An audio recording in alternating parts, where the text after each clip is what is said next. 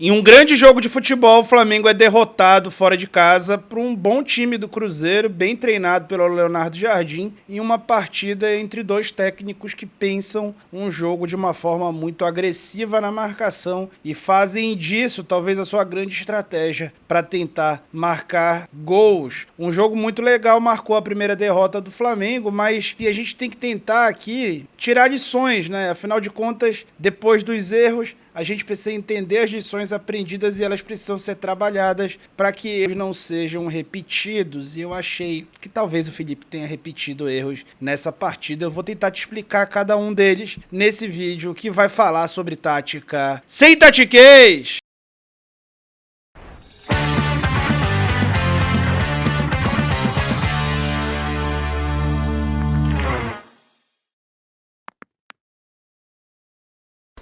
Nosso vídeo vai ter 3 etapas, então a primeira etapa a gente vai abordar o plano de jogo de cada equipe, depois a gente vai para o campo para ver o que aconteceu e ao final eu vou trazer a minha opinião, como eu sempre faço, tá? Deixa o like no vídeo e se inscreve no canal para a gente alcançar ainda hoje os 83 mil inscritos. E não se esqueça que membros do canal do Falso 9 vão comigo ali, figurativamente, para os Estados Unidos acompanhar o Super Mundial. Vai ter cobertura exclusiva aos membros e você vai ajudar a fomentar a minha viagem com uma contribuição de R$5 por mês, né? Um valor simbólico. Além disso, você vai ter acesso à minha transmissão tática que eu faço em todos os jogos do Flamengo via WhatsApp, é um chat comigo e a gente vai poder trocar ideia, tá bom? Então vamos entender primeiro na prancheta para depois ir para o campo. O Cruzeiro, que a gente tentou esmiuçar bastante, né, na live pré-jogo, seria realmente um time muito difícil de ser batido, especialmente quando joga dentro de casa, né? Ele joga no 4-2-3-1, que na verdade é falso, é um time muito assimétrico, né? Do lado esquerdo, eles utilizam ali o Wanderson para ter uma fase mais posicional, digamos assim, do jogo. E do lado direito, usam o Christian, que faz uma estrutura um pouco mais ali de força, que eu até chamei ali de uma espécie de emulação do Rodrigo De Paul. Naquele lado de força ali, que tem o Fagner sempre tendo o corredor para si, também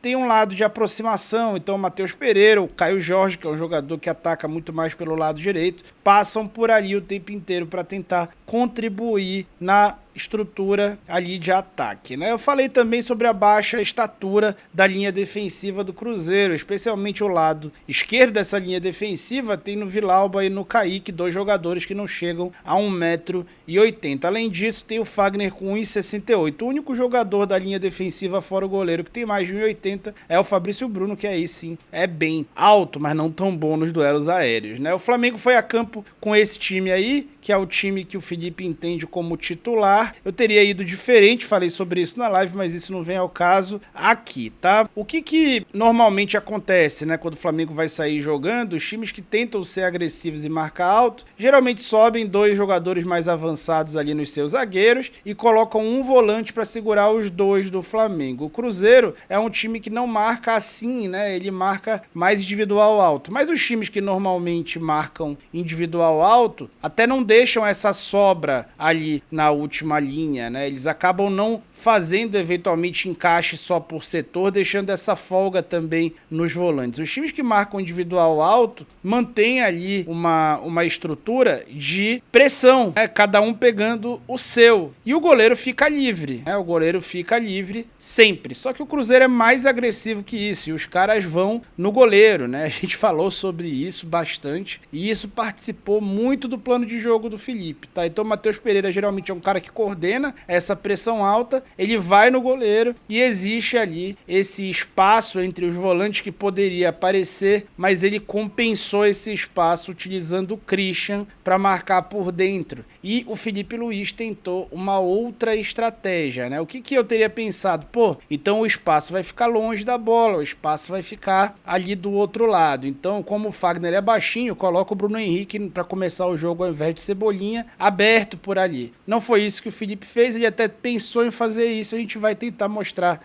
o que ele foi pensando ao longo da partida. Vamos pro campo. Primeiro lance do jogo, a gente já vê o Christian baixando para marcar o De La Cruz. E aí o Flamengo inteligentemente com o Léo Ortiz invertendo a bola até o Alexandro, que teria esse corredor para acelerar, o corredor menos povoado. A gente tinha falado sobre isso se confirmou logo antes de 1 minuto de jogo. Uma outra coisa que se confirmou foi esse metagame na saída de bola. Aliás, a derrota do Flamengo passou muito pelo mental. Só que o jogo mental que o Flamengo começou jogando foi um jogo em que ele esteve muito seguro para jogar de início. Notem o que o Rossi vai fazer na primeira saída de bola que ele tem. Ele fica parado, ele coloca o pé em cima da bola e fala assim: Matheus Pereira, eu sei que você foi instruído a vir em mim. Você não vai vir? Eu quero que você saiba que eu estou sabendo que você quer vir aqui para marcar a bola. E eu tô aqui apostando que você não vai roubar a bola de mim. Teoria dos jogos purinha, tá? John Nash estaria orgulhoso. E aí o Matheus Pereira, ele tava ali para subir essa marcação no Rossi, mas ele tinha como uma marcação secundária que ele precisaria fazer a vigilância dele ao Léo Ortiz. Ali do outro lado, o Christian a mesma coisa. Ele precisava baixar no De La Cruz, mas ele também seria o primeiro combate ao Alexandro. Coincidências? A gente acredita em coincidências? Então aí vai uma. Esses são os dois jogadores que mais fizeram faltas na partida. 4 e 3. Os dois juntos fizeram 7 faltas no jogo,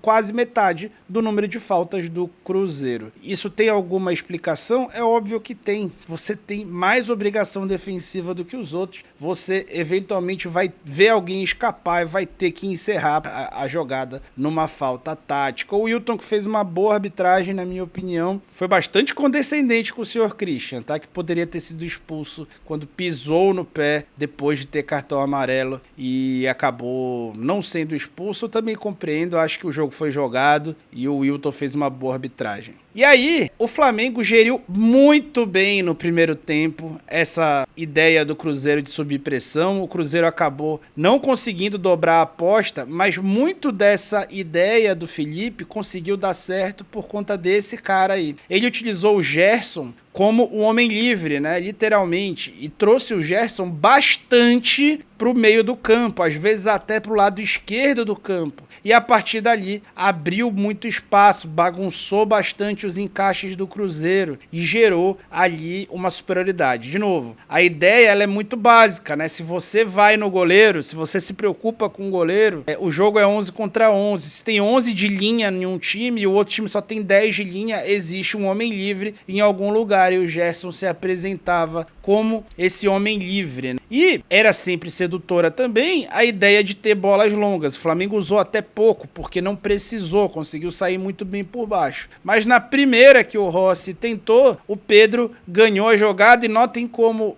colocar a bola nessa zona onde tinha jogadores baixos valeria a pena, né? Ou poderia valer a pena. Aqui o Villalba tirou no último fio de cabelo. Se ele tivesse 1 centímetro a menos, o Pedro tinha chapelado ele nessa jogada, mas o Flamengo ficou com a segunda bola ali e o Cebolinha não finalizou, né? Afinal de contas, o Flamengo, ele não é proibido de finalizar, mas eu acho que se o Felipe tivesse proibido, os caras finalizariam mais. Saibam, esse foi o jogo de menor número de finalizações do Flamengo no ano.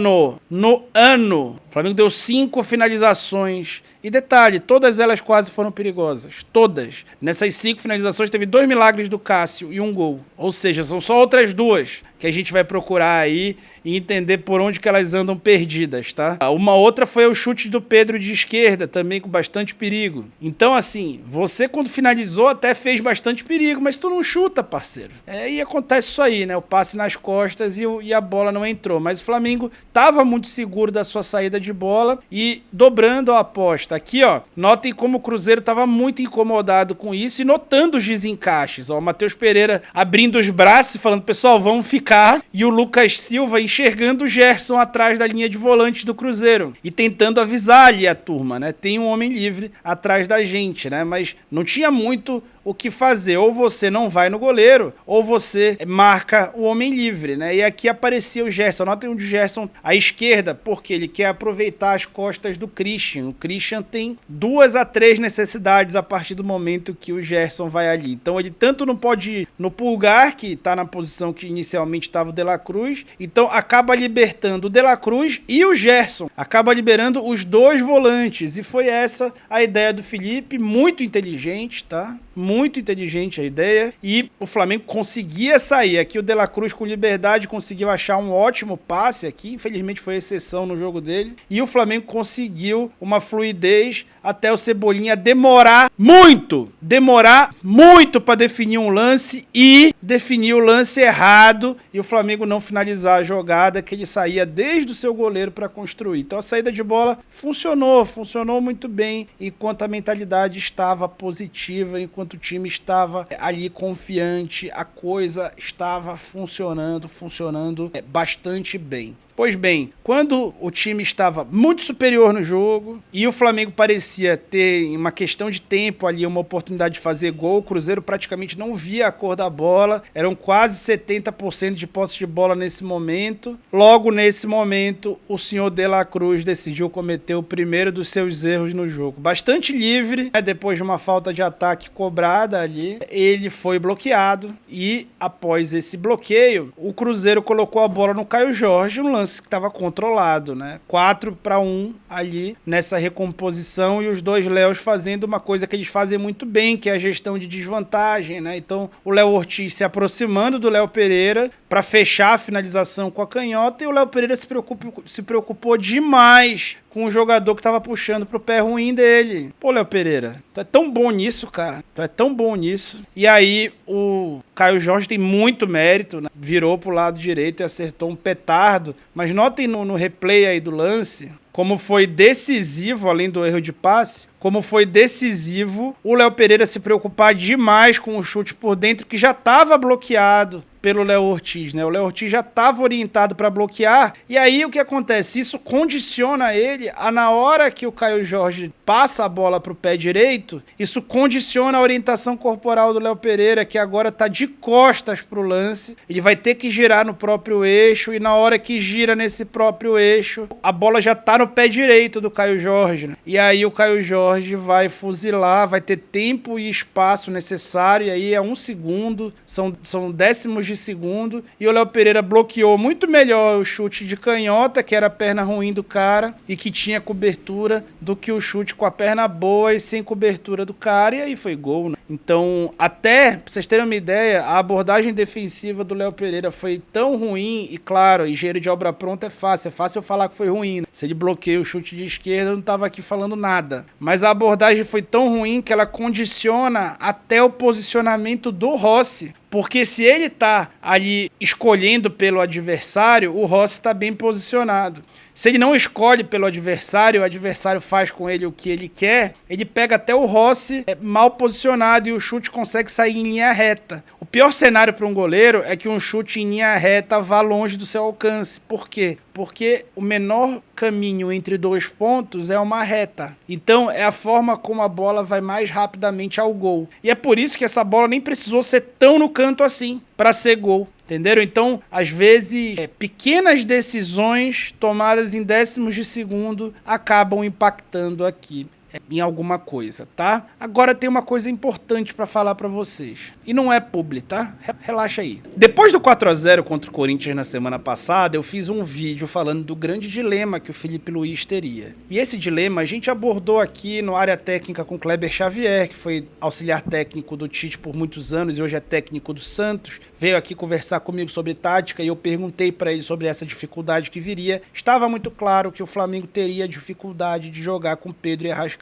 e ser um time pressionante. E aí, contra o Corinthians mesmo, depois do gol, o Corinthians conseguiu ter 70% de posse de bola em um recorte de 15 minutos do jogo. E aí o Flamengo foi condicionando o jogo, continuando condicionando o jogo, e ficou tudo escondido ali atrás de uma linda goleada. A gente não deixou ficar escondido, falou sobre isso muito por conta da provocação do ótimo comentarista e jornalista Carlos Eduardo Mansur, que fez essa pergunta ao Felipe Luiz, ele deu uma resposta super rica, como é de costume, e a gente aproveitou comentou e falou sobre isso. Assiste aquele vídeo se quiser, né, porque vai te dar uma base. E o Felipe pensou nisso e tentou agir com base em coisa treinada para neutralizar as saídas do adversário, mesmo com Pedro e Arrascaeta em campo. Vamos ver o que ele fez. Aqui o Cássio está saindo jogando e notem quem são os caras mais avançados do Flamengo, né? Os caras mais avançados do Flamengo nesse momento são Arrascaeta e Gerson, marcando os zagueiros do Cruzeiro. E notem onde o Pedro tá. O Pedro tá marcando o Lucas Romero, que é o primeiro volante, que fica mais centralizado para dar apoio a essa saída de bola e que vai se movimentar menos. Isso faz com que o Pedro tenha que se movimentar muito menos. Então isso vai gerar menos desgaste ao Pedro e menos comprometimento ao time. A ideia é boa, mas ela sobrecarrega alguém. Tudo tem um C no futebol. E olha só quem essa ideia sobrecarrega. Sobrecarrega o Arrascaeta, ainda mais ele que tá voando fisicamente e tecnicamente, e sobrecarrega o Gerson, que tava pisando na língua no segundo tempo. Ele que a gente raramente vê saindo de partidas, vai ficando extenuado jogo a jogo, que isso vai acontecendo. Aqui o Gerson tava também tendo que fazer esse deslocamento para marcar o zagueiro adversário e não o lateral, como ele normalmente fazia, tá? Isso é um padrão que vai se repetir algumas vezes na partida. E aí, o Cruzeiro saía jogando a partir dessa ideia e o Flamengo neutralizava bem essa saída. Então, não tem reclamação qualitativa sobre o que estava sendo feito. Só tem uma informação a vocês de que isso que estava sendo feito para tentar manter a pressão alta com o Pedro em campo sobrecarrega fisicamente dois jogadores também, incluindo o Arrascaeta. Ou seja, você pode fazer isso funciona, só que tu tem que substituir rápido, senão tu vai comprometer isso e também a parte ofensiva do time, né? Isso é uma obviedade bastante grande. E aí, o contexto continuava bom ao Flamengo, que tinha ali uma ótima saída de bola, de novo uma grande partida do Léo Ortiz, né, na construção, Pulgar muito bem, o De La Cruz mal, mas o Alexandro muito bem. E aí notem como nesse lance, aos 33 minutos, o Flamengo tinha tudo para conseguir gerar uma chance de gol e finalizar essa jogada.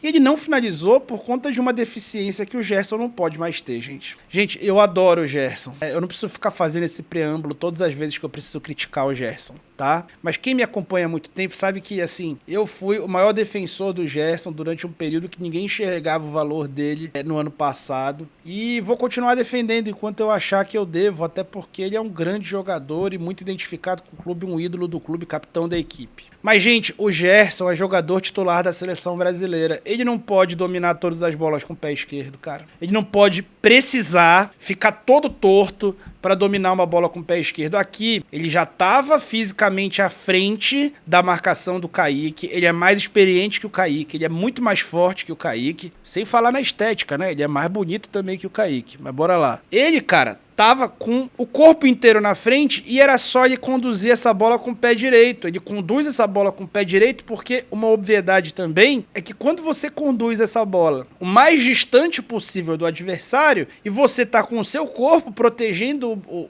ataque do adversário à bola, você consegue assim gerar a tua vantagem qualitativa e física também. Então, o Gerson ali, ele ia no mínimo sofrer um pênalti, se ele domina essa bola com o lado direito e vai pro fundo. Mas não, é viciado em dominar todas com o lado esquerdo, e aí perdeu a bola e ficou sem o escanteio ainda. O menino Kaique, que é um garoto, que ainda cheira leite, teve ali mais casca, mais pompa que o Gerson para vencer essa jogada. Pô, Gerson, especialmente para jogar ali, e aí eu faço um apelo pros analistas ali do Flamengo, que eu tenho certeza que são muito competentes, especialmente pro Daniel Alegria, se estiver vendo o vídeo, o pessoal Igor Santos com H, eu acho que assim, isso é uma coisa que alguém precisa chegar no Gerson, tá? O Gerson eu acho que não tem consultoria particular, analista particular, mas eu acho que a turma, assim, se a gente vê, a turma certamente vê, precisa trocar uma ideia com ele, tá? O Flamengo deixou de construir uma chance de gol nesse lance porque o Gerson simplesmente se recusa a usar o pé direito. Tá? E esse era um lance típico de precisar usar o pé direito, tá? A marcação do Flamengo alta continuava daquele jeito, né? Com Arrascaeta e Gerson ali responsáveis por ser esse primeiro combate, preservando bastante o Pedro disso e continuava dando bastante certo, né? E o Flamengo continuava ali fazendo um bom jogo, uma saída de bola boa, um time de certa forma tranquilo, o mental do time bem equilibrado, os jogadores, a maioria deles sem sentir muito ali a desvantagem no placar, e aí esse toque de calcanhar do Wesley iniciou uma jogada que passou pelo Gerson, grande jogador Gerson, fez uma ótima inversão encontrando o Cebolinha no 1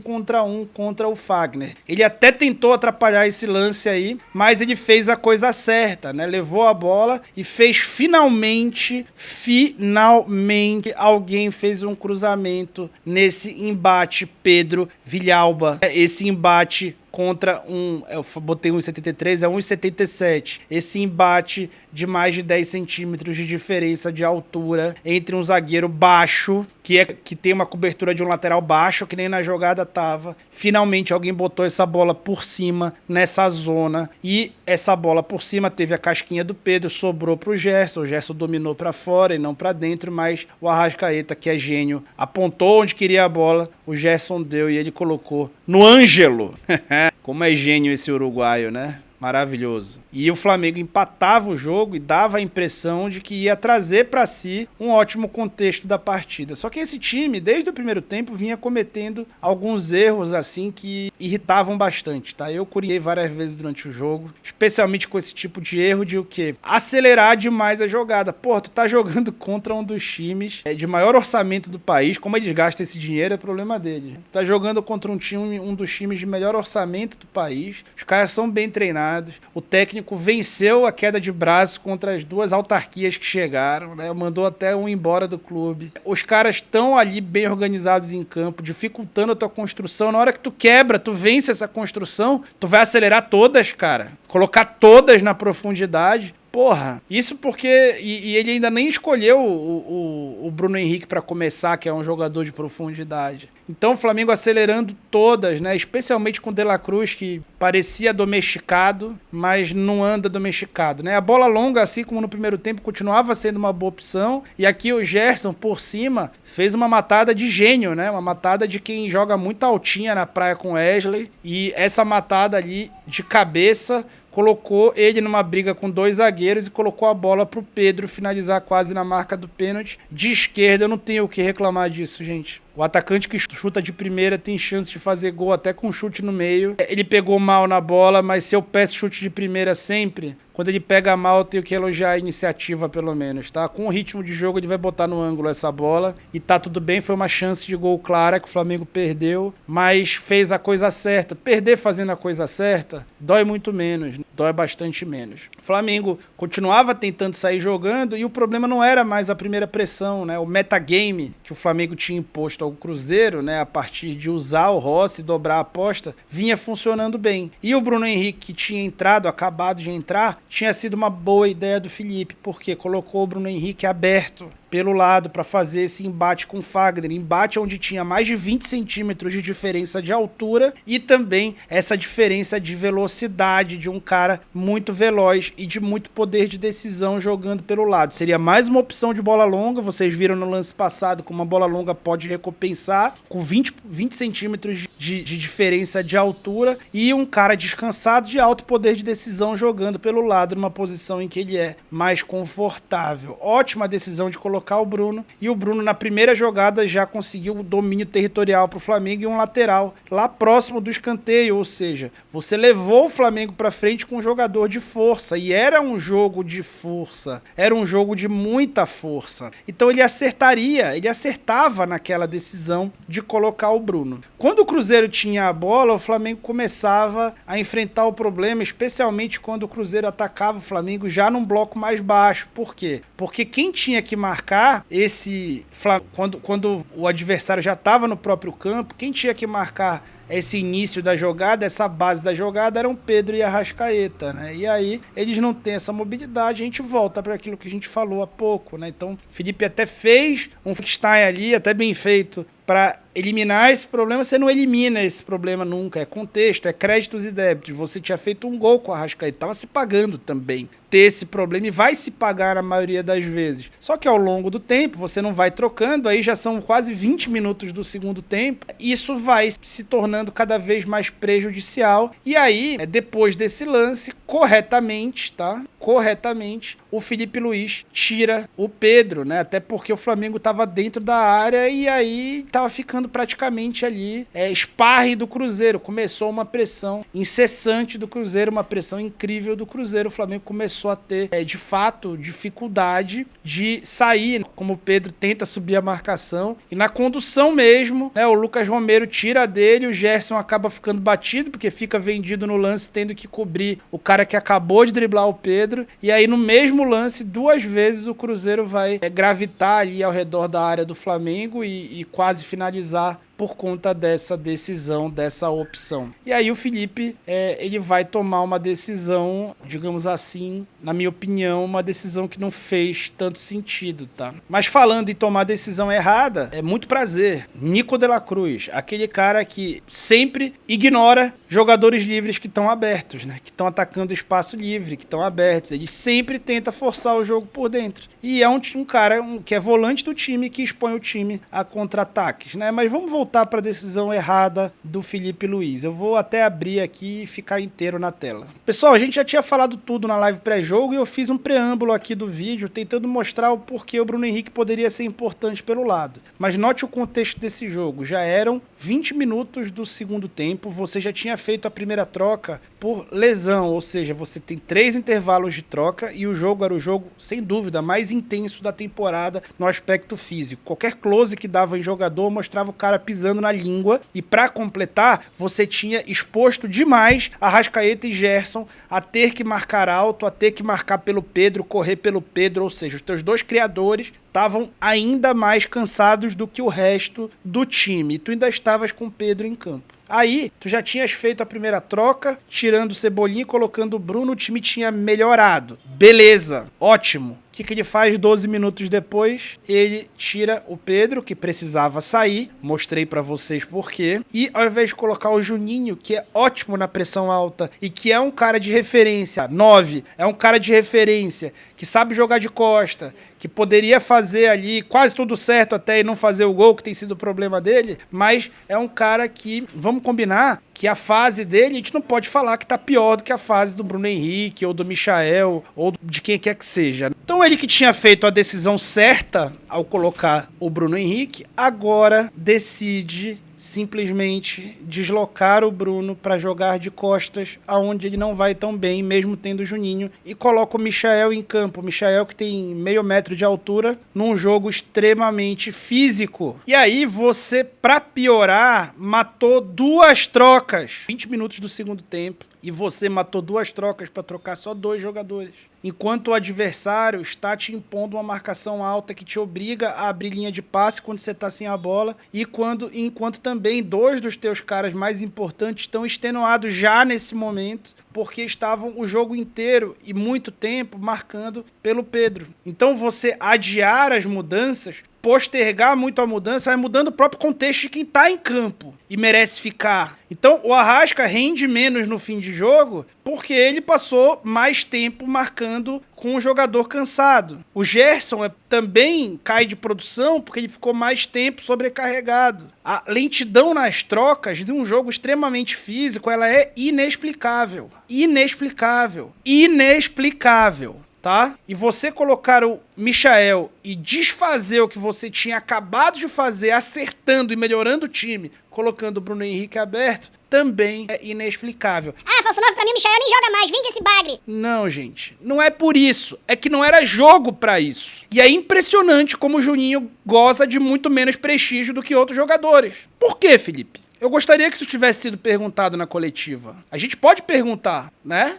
E o Felipe vai responder, eu tenho certeza, porque ele é muito bom com as palavras e o entendimento de jogo dele é excelente. Talvez a resposta até me convencesse do contrário. Bora voltar pro campo. Esse espaço por dentro, ele aparecia na saída de bola, mas os meias erravam muito tentando afunilar todas as jogadas, né? E aqui, de novo, o espaço aparece por fora depois que a bola centraliza, porque os defensores do Cruzeiro tentavam ficar muito densos ali no corredor central para tentar evitar a enfiada de bola por dentro. Só que a bola que os jogadores do Flamengo sempre tentavam era essa. Aqui o Gerson acerta o passe muito difícil pro Arrascaeta, o Arrasca tinha que dar o tapa de primeira pro Wesley, né? E já eram 30 minutos do segundo tempo e o Flamengo só tinha feito 2 trocas, né? Uma delas por lesão. Aqui a bola é perdida e vira a finalização do Cruzeiro. E o Rossi faz um milagre no segundo chute, né? Nesse momento, o Cruzeiro já dominava amplamente o jogo em todos os aspectos dele. Tá? Finalização, chances de gol, posse de bola, já dominava tudo nesse momento do jogo, tá?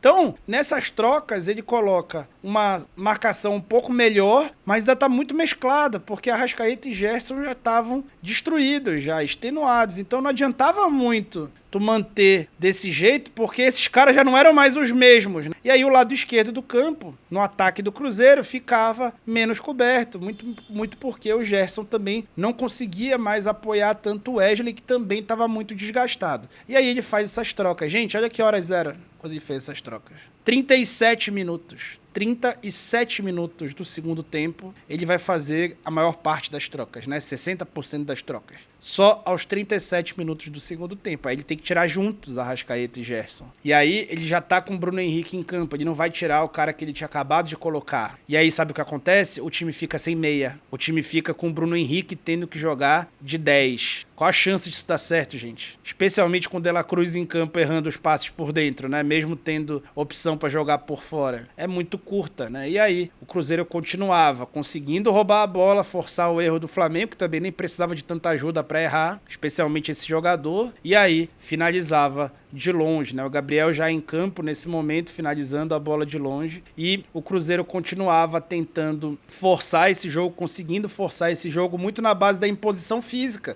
Porque os caras do Flamengo que demoraram tanto, o Felipe demorou tanto para mexer, que os jogadores do Flamengo que estavam bem fisicamente na sequência, acabaram sendo amassados fisicamente porque justamente você demora a mexer, você condiciona o próprio condicionamento físico, né? Condiciona o condicionamento. Foi boa essa. E aí o Bruno Henrique também, para não fugir à regra, também mal escalado, mal posicionado, como meia, camisa 10, tenta um drible por dentro, vai perder essa bola. E aí começa a jogada ali que vai terminar com mais um erro ali fatal do Léo Pereira, né, que fez uma jornada realmente para esquecer. No final, o futebol ama essas histórias e o Gabigol, mesmo errando o pênalti, mais um, faz o gol no rebote. Ele tem muita estrela, né? E deixou aí a torcida do Cruzeiro muito feliz. Com mérito, com merecimento. Então, gente, a minha opinião é que esse jogo ele passou pelo componente tático, onde o Flamengo se comportou muito bem. Taticamente a ideia era boa o tempo inteiro. Mesmo quando o time passou a ser superado, ele não foi superado porque taticamente ele estava mal escalado. Eu até acho que depois,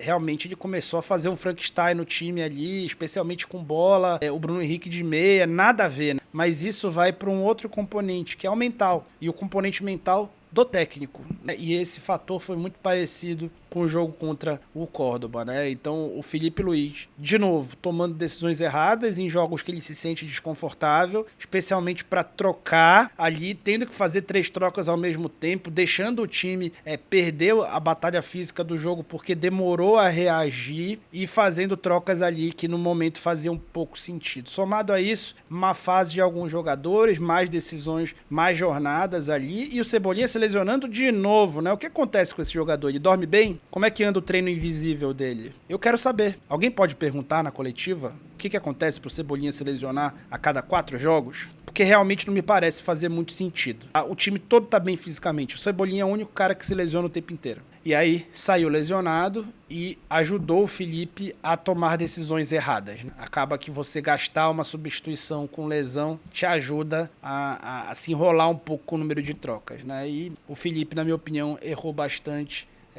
Primeiro acerta com a troca do Cebolinha, que não foi nem muito uma coisa opcional, e depois erra e vai errando. E a derrota tem muito a identidade dele, mas, putz, não dá pra não falar que o Léo Pereira comprometeu o resultado, e isso também tem a ver com o jogo do Central Córdoba, né? Ele, contra o Central Córdoba, por uma fatalidade, comete um pênalti numa bola bandida que condiciona todo o jogo. E nesse jogo, primeiro um erro técnico e depois outro erro técnico com um quê de fatalidade condiciona de novo o jogo. Contra o Central Córdoba no jogo de quarta-feira, é muito difícil não imaginar que o Danilo inicie o jogo, até para que o Léo seja preservado depois desse jogo tão ruim. E o Flamengo vai precisar de uma qualidade de saída ainda melhor, que é a saída com o Danilo e o Léo Ortiz. O Córdoba deve fazer um jogo parecido com o que o Cruzeiro fez, o jogo deve ficar num contexto parecido com o do Maracanã, o que é ótimo para o Flamengo, que vai ter chances de gol no plural, tá? E vai fazer o resultado. Eu acredito muito numa vitória contra o Central Córdoba, mas para isso, o Felipe Luiz, que é ótimo técnico, ele precisa aprender a lidar um pouco melhor com as próprias emoções durante as partidas. E essa, de novo, Felipe, é a minha opinião, tá bom? Continuo admirando o trabalho dele. O Flamengo tem um dos melhores técnicos do Brasil. Uma derrota contra o Cruzeiro fora de casa é aquele jogo que você já meio que planeja perder, com o investimento do Cruzeiro. Então tá tudo certo. O Flamengo perde posição por enquanto, pode perder mais uma logo mais, se o Red Bull vencer, mas dentro do planejado tá tudo certo. O que não pode é continuar perdendo pontos, especialmente quando se é superior em parte do jogo, ou especialmente quando se tem uma ideia boa e essa ideia é sepultada por quem as teve, que no caso foi o treinador, tá bom? Então é isso, espero ter curtido o vídeo, deixa o like, se inscreve no canal se quiser. Membros do canal escutam meus comentários durante todos os jogos do Flamengo. E por aqui eu vou. Valeu!